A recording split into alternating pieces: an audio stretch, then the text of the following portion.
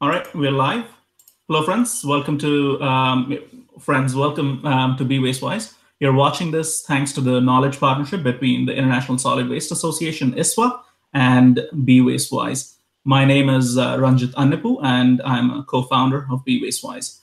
This partnership with ISWA is possible because of Antonis Mavropoulos, its president, and a lot of backstage work by Shweta Dandapani and Kim Chua from Be Wastewise, and Anita Pawlik, Daniel Purchase, and Georgina Nietzsche from ISWA.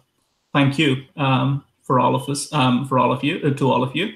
And ISWA and Be Wastewise will organize 4 more events this year. So subscribe to our newsletters and follow us on social media. Now, Be Wastewise, we are the largest platform for video knowledge and live events in the circular economy and waste management sectors. We save thousands of dollars for companies, research and academic organizations, and nonprofits in reaching their target audience. Also, what better way to invest in our collective future than by investing in long-term, cost-effective, and easily accessible education? We have billions of people looking for solutions worldwide, but only a few thousand professionals in our almost baby sector who can provide those solutions. And Be Wastewise model is one of the very few models available out there which can achieve that kind of scale. Now, this is the second event in this partnership. I'll be interviewing Dr. Costas Velis for 30 minutes, and then you can interview him with your questions and comments. To post your questions, use the live chat window below this video stream. You can find it very easily. And if you enjoy this gift of knowledge, please share it with your networks, email it to those who might be interested in this, and share it on social media. Dr. Costas Velis is an academic, a lecturer in resource efficiency systems at University of Leeds, and he is also the chair of ISWA's Task Force on Marine Litter. The task force published a report called Prevent Marine Litter Now. You can easily find it on Google or on ISWA's website. Just go there and then search for it. You should be able to find it really easily. It's the first search result. Now, the report looks at various marine litter mitigation mechanisms and provides a precise list of priorities on where we could focus our efforts. So we'll find what those priorities are from Costas, and also ask him about barriers, international aid, the role of informal recycling sector, the trends he's observing, and how different cities are managing this issue. So Costas, welcome to Be Wastewise. Thank you, Ranjit. It's a great pleasure to be with you and our audience today. This is a fantastic opportunity to discuss on such a hot topic. Also a difficult topic, so I hope you're going to ask me the most difficult questions, but let's see how this goes. Actually, you're an expert yourself, and it's a great pleasure and honor to have the ability to discuss with you today and share the work we have done in the International Task Force, International Marine Litter Task Force established by ISWA. So you mentioned the report. And one would wonder, why another report? Don't we have too many already out there? Who has the time to read any report anyway? Well, that's why we need events like this to distill the messages and pass it to greater and wider audiences. I think to answer your question, we've done the report because the timing was right. Dealing with marine litter or plastic marine litter is not a new topic.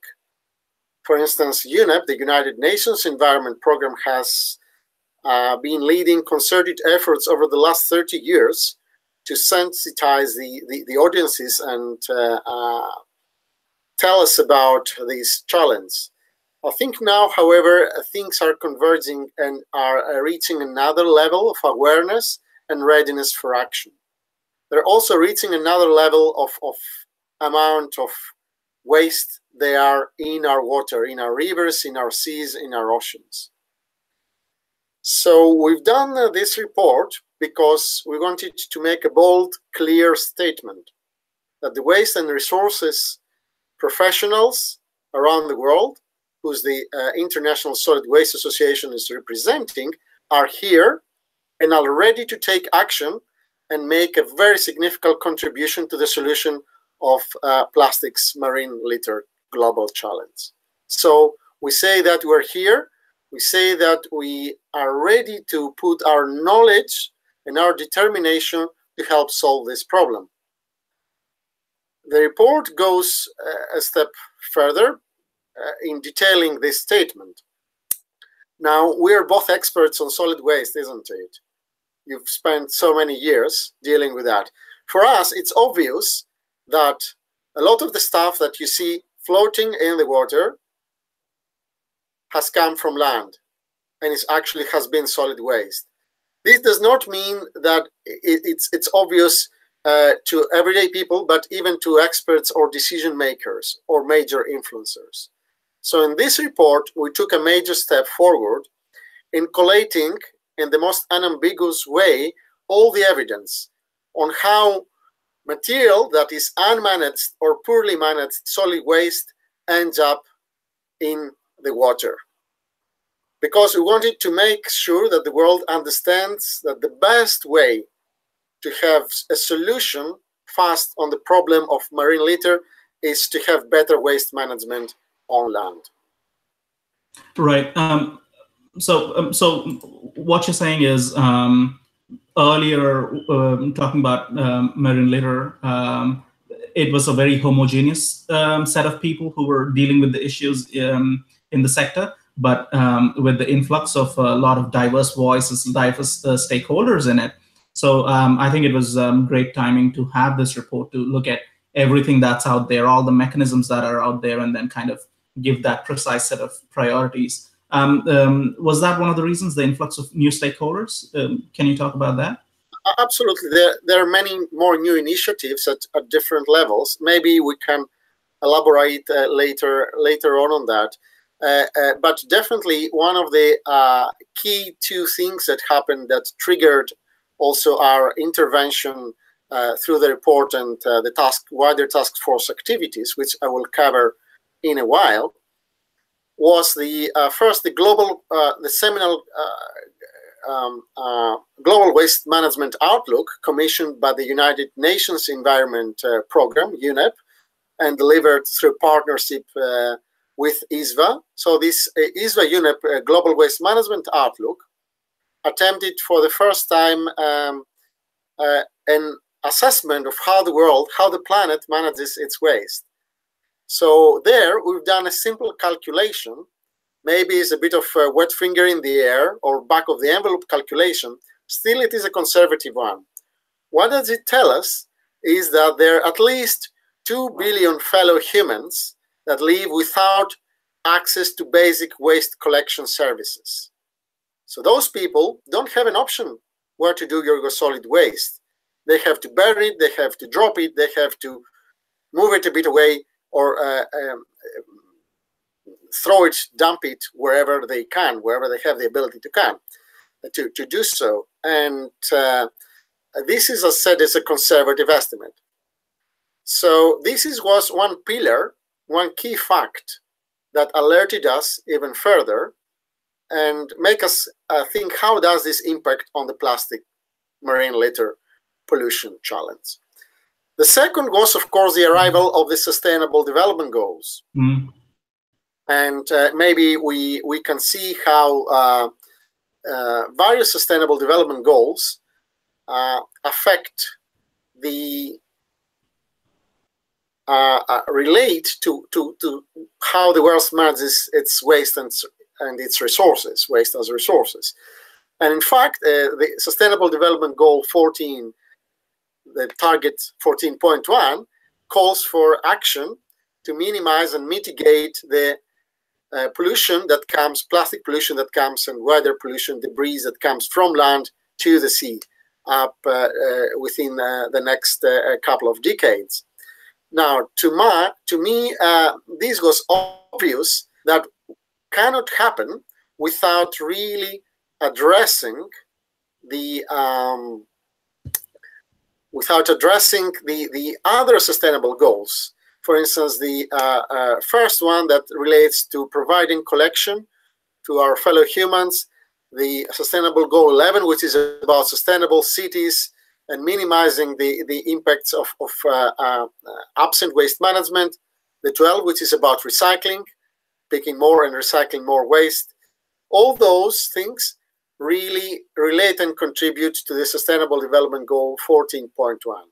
We won't be able to solve the problem if we don't address all those others which relate to solid waste. So these the two key new elements that really forced us and enable us to bring this focus on this topic, linking sound waste management with prevention of plastic marine litter. Right, right. And it's very interesting how you use marine litter and plastic marine litter very interchangeably. So I have a question, which is, why did you go with the marine litter? Why did you go with calling it marine litter as opposed to plastic pollution? Because I know there are groups out there with very good cause which say that they should be named plastic pollution because that's the crux of the problem that we're facing right now, with the advent of more plastics in our lives. Can you talk about that? Why did you go with that specific terminology? Really told you not to ask difficult questions, but there you go. Okay, I'll be happy to answer this. Thank you. I guess there is some sort of,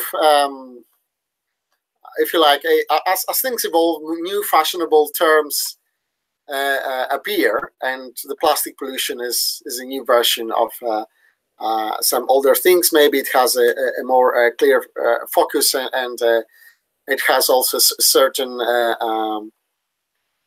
connotations that come with it. Marine litter was a far more established term.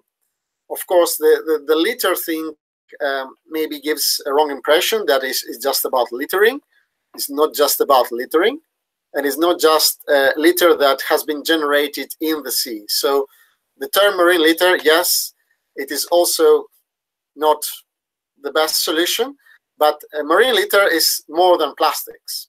Okay, we have to understand that. So the problem is not only with plastics, but of course, there's a lot of focus of plastics, and we indeed focused in the report and the task force also on plastics because it's the most prominent and possibly the most problematic of the solid waste items.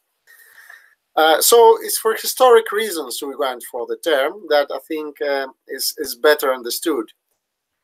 The plastic pollution is not just about marine litter. We can talk about plastic pollution on the land also, or in the air.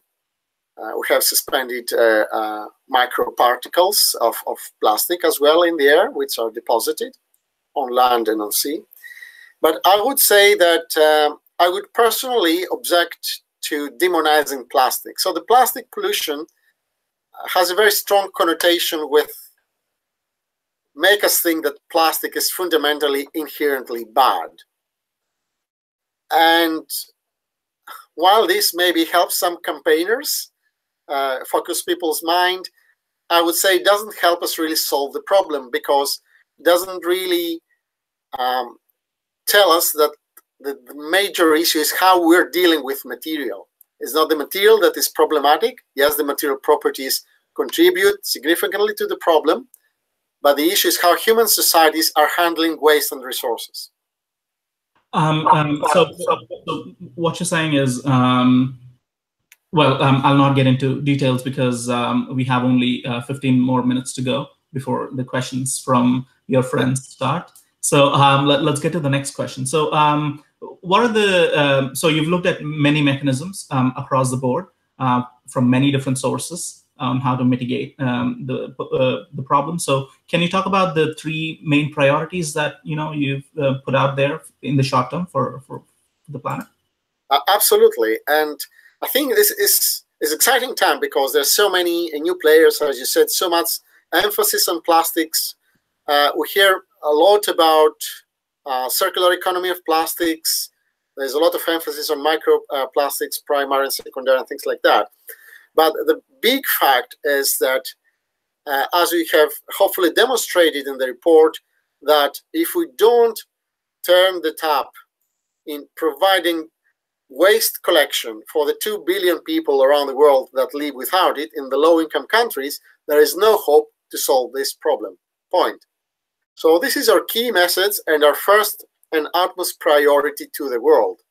Provide safe, solid waste collection for all the fellow humans, for the 2 billion people in the low-income countries, in the informal settlements who don't have any option, whose waste is not collected, and hence has huge possibility to end up as marine litter.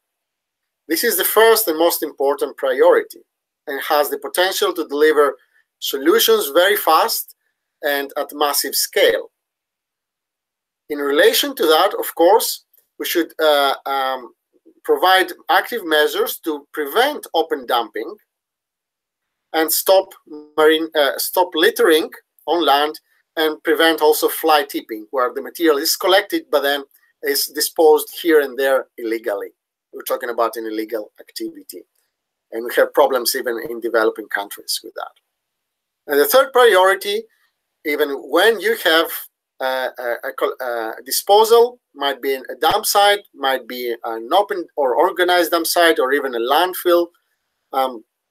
Sometimes these dump sites are very close to rivers, very close to the sea, which generate a flow from that disposal place to the water, and you should put a focus also on closing down dump sites which are in close proximity to the water.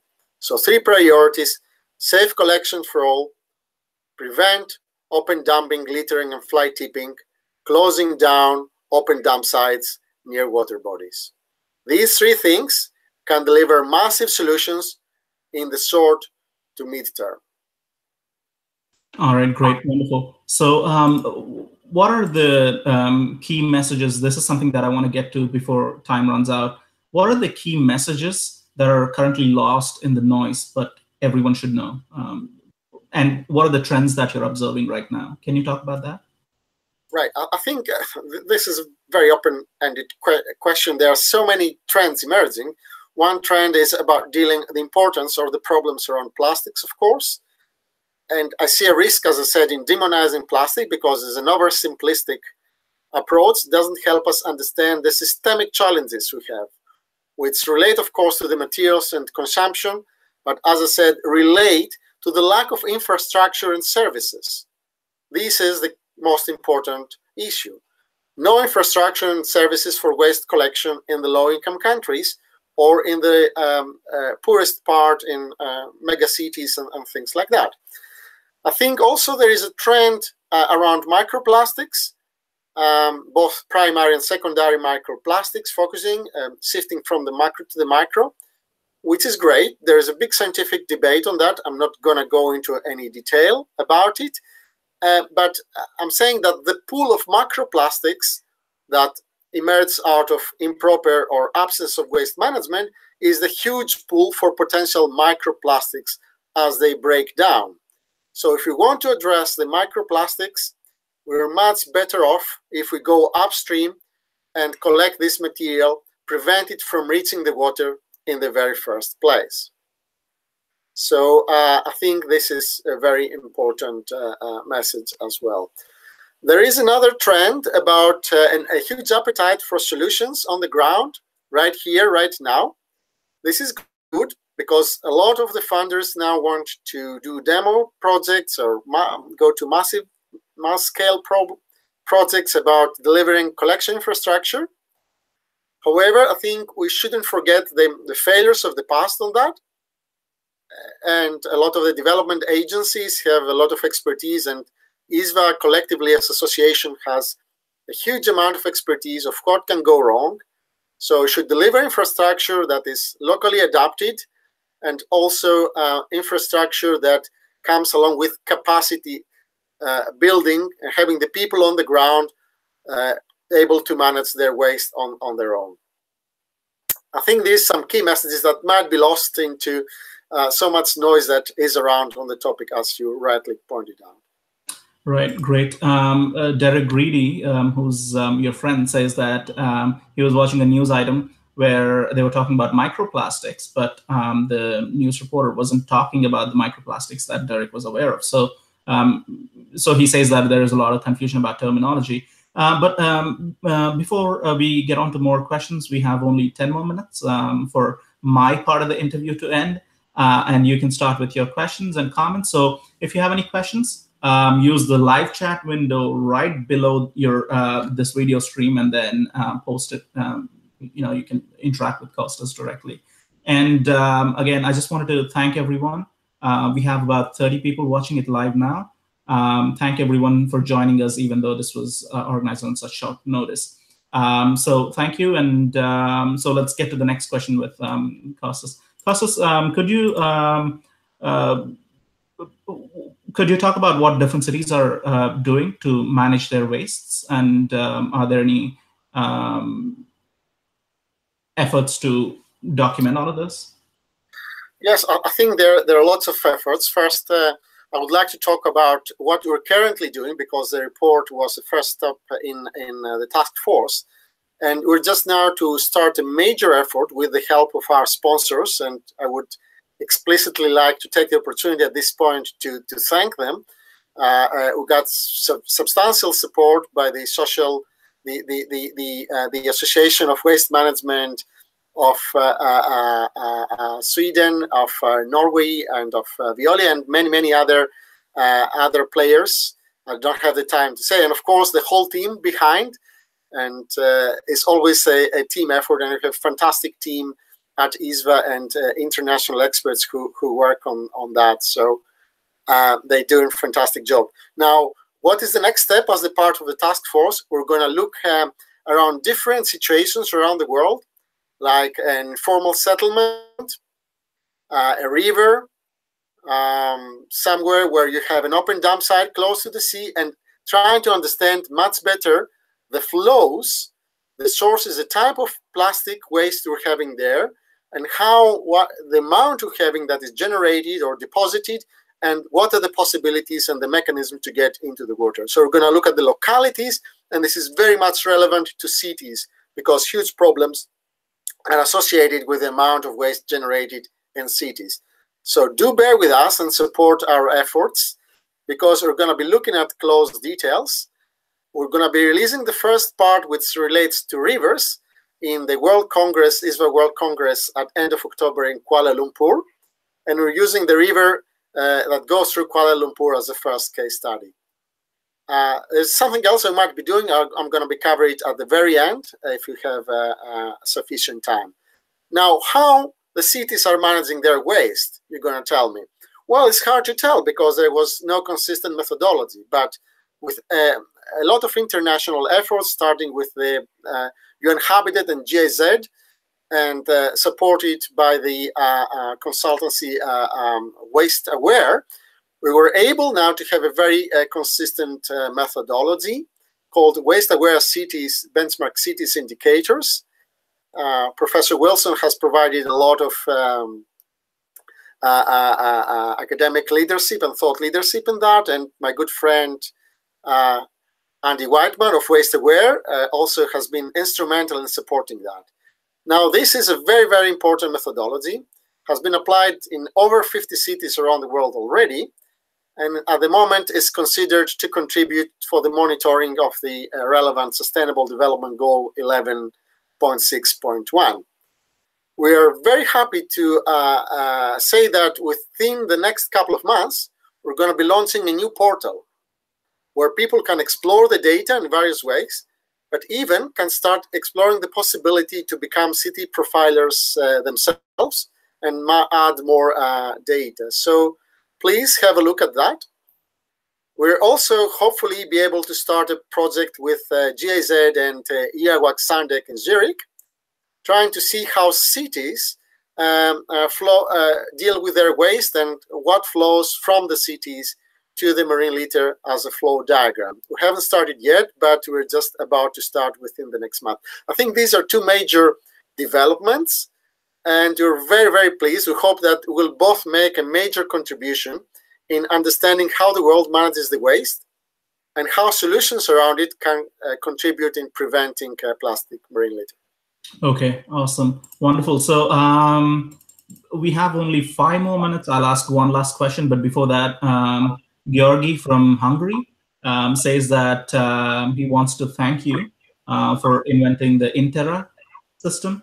It was very useful for him, and he used it in his thesis, in his or her thesis. I'm sorry if I confused there. But my final question is, we talk about pollution and the impact it has on the environment, but then in addition to pollution, we also have many other problems in this world one being poverty.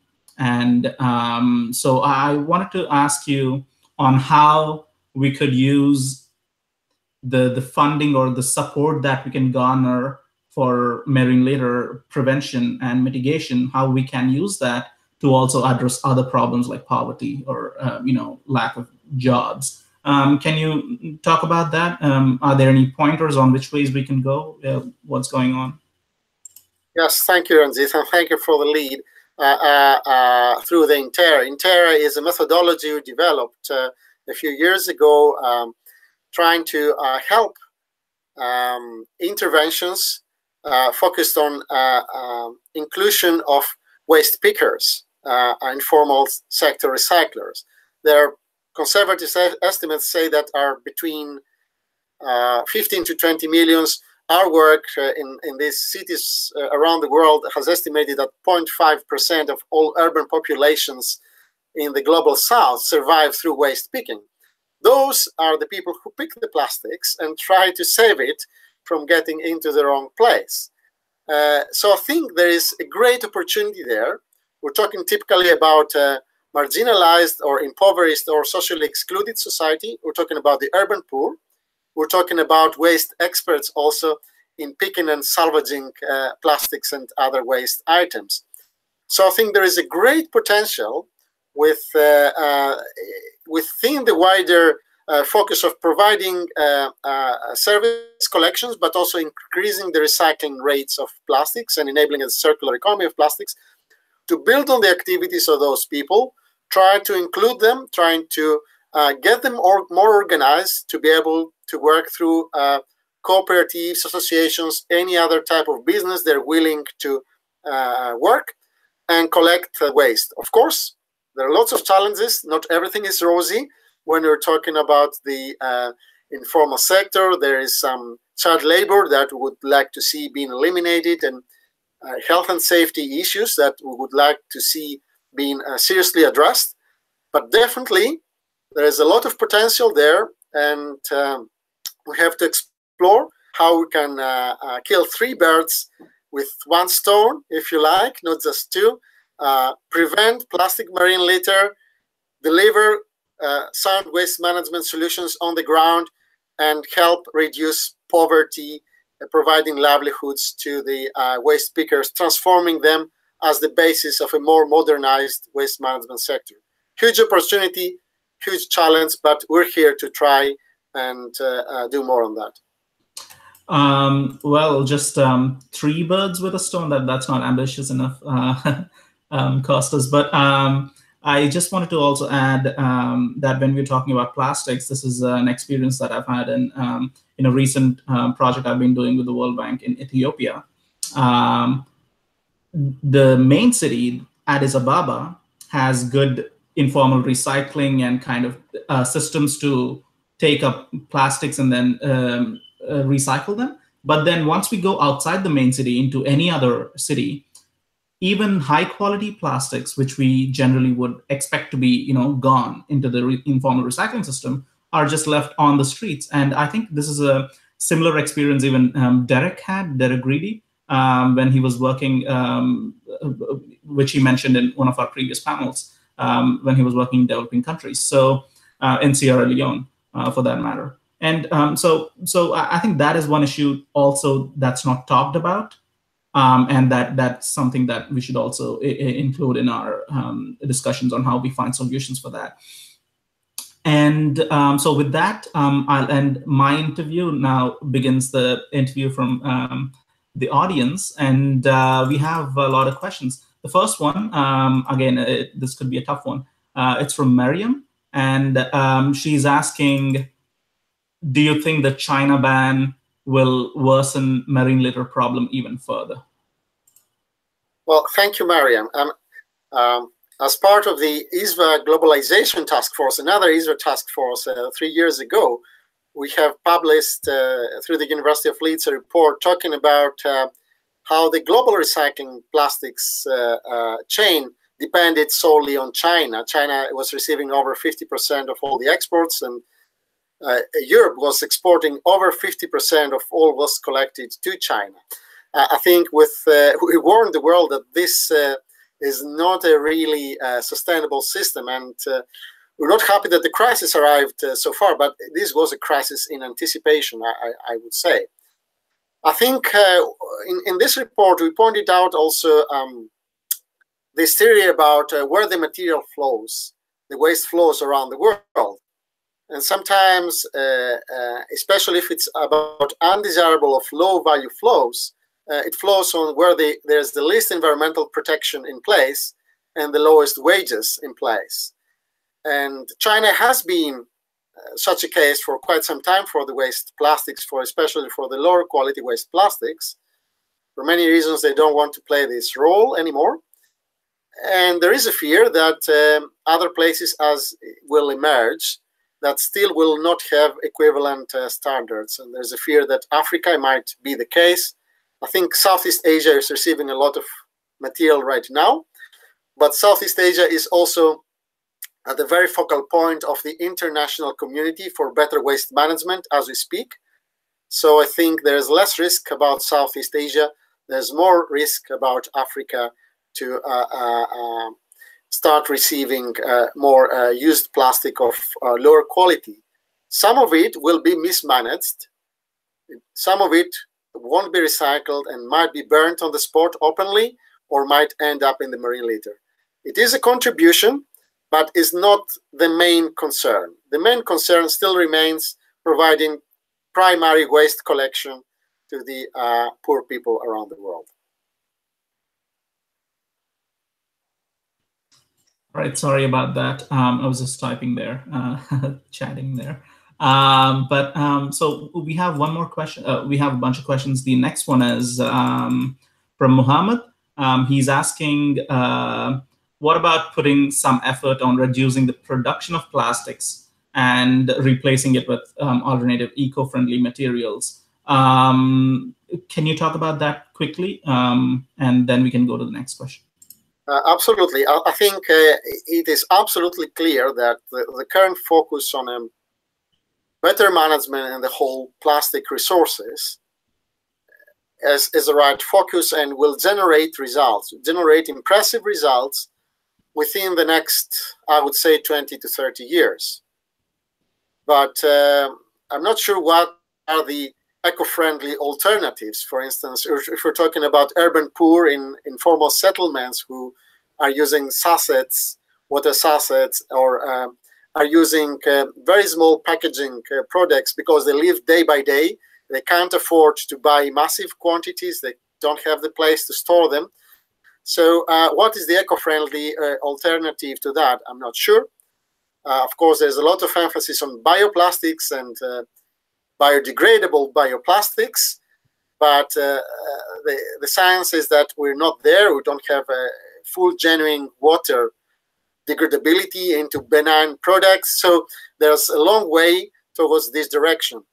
So I think a proper circular economy that maximizes the value of plastic as a material and rationalization in the use of disposable plastics, minimization, is absolutely on the agenda. But proposing these eco-friendly alternatives, we have to see things holistically through LCA studies. I'm not really convinced that we have at hand this so eco-friendly, functional, affordable solutions on the ground. Otherwise, they would be taken over and automatically. So a lot of research and innovation needed in this direction. And that's why it will take 10, arguably 20, 30 years to see effective solutions and transition through this pathway. This reminds me of a recent report or white paper a lot of groups in Europe put together about oxo-degradable plastics. Recently, I think it was early this year or maybe end of last year. We could talk about that a little bit more, but that also reminds me that we wanted to talk about international aid. We wanted to talk about a whole lot of other topics, but we couldn't because of the lack of time. So if we have time, we'll get back to that issue of oxo-degradable plastics. The next question, this is from Brad Kelly. Brad Kelly was one of our panelists, and he's an expert on, he works at GBB, and he's an expert on MRF design and recycling. So his question is, first of all, he thanks you for the insight. And then his question is, do you feel that the Western industrial model of waste collection and disposal, where people and companies pay for the service, is sustainable in developing countries? And would it make more sense to reverse that practice to pay others for the waste? Your thoughts? I think what he's asking here is whether there's willingness to pay for these services in developing countries, and whether, well, the rest of the question is whether we can reverse that and pay others to do that for us. This is hard to cover in just a couple of sentences, but I will try to do my best. As Professor Worsen from Imperial College London always says, and has demonstrated, even the poorest of the poor are willing to pay. So there is willingness to pay if they can see an improvement in their daily life. So when they have no collection, and you introduce in a collection, getting self-organized to do that, or having others helping them through a community-based organization, they're willing to pay something despite being so poor. Of course, we need much more producer responsibility. So product stewardship, producer responsibility, individual, extended, deposit schemes, all reverse logistics, all these different solutions are on the table. They are really needed to be able, especially, to add value to the secondary plastics. And of course, there is a lot of international aid that we need to invest in building the infrastructure and in building the capacity to have the collection and the recycling in place. Definitely the complex automated MRFs we're having in the West, and I'm teaching that to my students, are fantastic. They can do a lot of job. But the most detailed sorting of plastics I've ever seen in my life was in a waste picker cooperative in Brazil, where we studied the way how they're sorting. They're sorting in over 20 categories of plastics. And actually, they're using skills, knowledge, senses, tests that we have lost the knowledge here in the West. So we are really studying them to understand how they're sorting and to be able to transfer the knowledge in other communities of organized waste pickers around the world. So we need localized solutions. We need better financing and cash flows. We need a safety network through a wider responsibility of the producers. But also, we need to address the gap between the primary and secondary prices of plastics. This is a global challenge. It won't be solved tomorrow. And this is the fundamental reason why plastics does not have sufficient value to be collected and recycled, and then inevitably is prone to be disposed of and leak into the sea. So big challenges for different stakeholders, different actions. I hope I covered this, but it's a complex matter. Right, great. Derek Greedy also says his experience in Sierra Leone is just as Professor Wilson mentioned, which is even the poorest will pay when they see improvement. I've seen similar experiences in Nigeria with one of our panelists. Bilikis Adebi's organization called Recyclers, where once people started seeing the improvement, they were participating. They were not paying though, and that brings me back to again Brad's question, which is it is a chicken and egg problem. Where you said, Costas, you said that we need a lot of infrastructure to go in, and then the payment starts. So it's like where do you start? You need the payment to start the infrastructure, and then vice versa. So it is a difficult problem, but again, it depends on the differences. For example, what you said, the high-value plastics and the low-value plastics. High-value plastics can be taken care by market-based, market-driven mechanisms. But for the low-value plastics, you need the infrastructure and other mechanisms in place. And it's probably very it has to go case-by-case basis. So, but again, even the poorest will pay if they see improvement. So I think we can end that question there. Thanks, Derek, for confirming. Derek has huge experience. He worked all over the world, and we're delighted to collaborate within the International Solid Waste Association. Wonderful. And I have 5 more minutes and some more questions. Um, Fire. I'm sorry, Costas, did you have something to say? No, fire the questions towards me. Yes. All right. All right. And so another question is from Muhammad. He's asking about the potential of energy recovery from plastic waste in marine litter. Could you talk about that? Resource recovery Yeah. from the marine litter? Okay. I think there are two things. There are the plastic that has already become marine litter, and we try to collect them. And there are a lot of efforts in that. There are also a lot of beach cleanup campaigns or land-based cleanup campaigns, and ISWA is collaborating, for instance, excuse me, with the Let's Do It World, which are doing fantastic campaigns.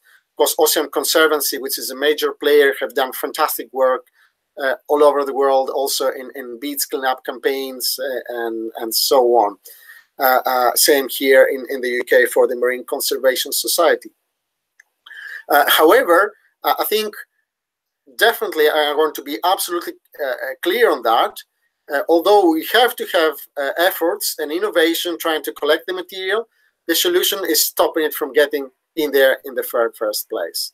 So I'm not really convinced that these effective solutions exist as we speak, and we're not sure we will be able to develop, especially for if we go away from the macroplastics and we go to the smaller particles as things degrade into smaller sizes with the time.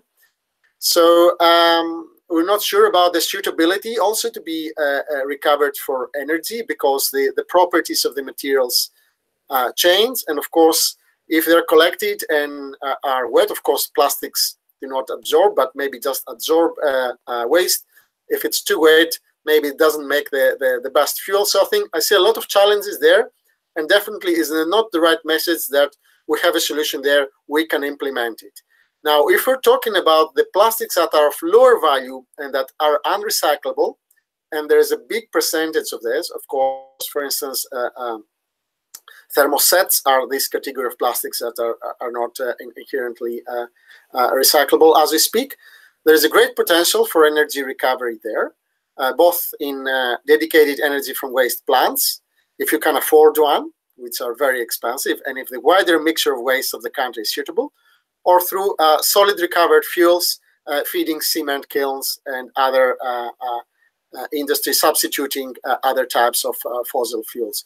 So there are solutions towards energy recovery. They have to be taken into account, but they have to be affordable, and there are other technical complexities in that area, such as the chlorine content. Again, I don't want to get into details. It's part of the solutions, but we can't really see this alone stopping the problem. The problem is mainly a collection problem, is an open dumping problem, is improper flows from open dumps to the sea problem.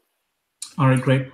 We have just 2 more minutes, but we have a question to which you've answered just now, but I just want to make sure it's answered even in a different angle, in the angle that the question is presented, which is, Dr. Velis, what should be done in developing countries where there is no treatment technology? But then I'm going to ask you, in developing countries where there is no treatment or disposal technology, so what can be done? Is it just infrastructure, more infrastructure, or is there anything else that can be done there? Could you answer to this in 1 minute? And then we have one more question for which you'll have 30 seconds. To arrive to the treatment, you have to collect the material in the first place. And you have to collect it for the right place, ideally not from a dump site, as most of the waste picking comes now from the informal sector. So organizing all the waste, primary waste collection, organizing the source separation of the plastics from the organic waste for recycling, I think is a critical part that will enable solution. Then you can go for simple mechanical sorting of the plastic and manual sorting, which the expertise lies within the remit of the informal recyclers. And then, if you can think, you can jump to much more complicated solutions if the society can afford and have developed the technical skills. But we need solutions fit for purpose localized, adapted to the local economy and conditions, for sure. We don't want white elephants. We don't want investment in hugely expensive facilities are going to become ghost facilities after 5 years. All right, great. Ricardo is asking, what's the name of the Brazilian informal recycling cooperative that you mentioned? What's the name of it? That was Costas Velis. I can give the details if they're very much, but is one of the 1,700 cooperatives currently exist in Brazil. And there's far more people who are not part of these cooperatives. So Costas Velis was based in the outskirts of Belo Horizonte. All right. And one final question is, it's interesting to know about this. Do you intend to do anything in India to synergize with Indian government's Clean Ganges, the Clean Ganges program? And there's a comment that ISWA wasn't doing much in India. So, and there's an invitation to collaborate. So you can answer to any one of those. That's great. India is always at our focus. Had the pleasure to visit India in the past. This is an amazing place. Huge of diversity, with also big problems with solid waste being uncollected. Interestingly, we just won a project at the University of Leeds. We're going to be working in India for the next 3 years. We would be delighted to hear, and that's an open invitation to the world's expert to liaise and interact with the task force. We want to join forces. And of course, if we have the resources, which means more support, external financial support, we hope to develop an engagement platform which will bring locally the expertise and the information needed to implement solutions on the ground. And hopefully India could be one of the places where you can do one of our case studies and also gather this much needed expertise. ISWA, International Solid Waste Association, wants to play this facilitator role. They have the expertise, the technical knowledge, and the responsibility to contribute to solving this global problem. Awesome. Awesome. Wonderful. Thank you so much, Costas. It was great. It's a great interview. Thank you for the opportunity, and hopefully we will be here again at some point when we have more reports or outputs from the task force, and we would welcome your great dissemination skills to the big world out there. Thank you. Thank you very much. Friends, so this is just our second event. We have 4 more events. Before we leave, subscribe to our newsletters, both ISWA's and BWasteWise, and follow us on social media so that you're updated on when the next event happens. And finally, I just wanted to mention Derek's comments on technology, which is we shouldn't get stuck with thinking that technology is the final solution, and even basic technology would work in alleviating some of these problems. So with that, I think we can end this session. Thank you again for joining us, and keep doing good. All right, bye.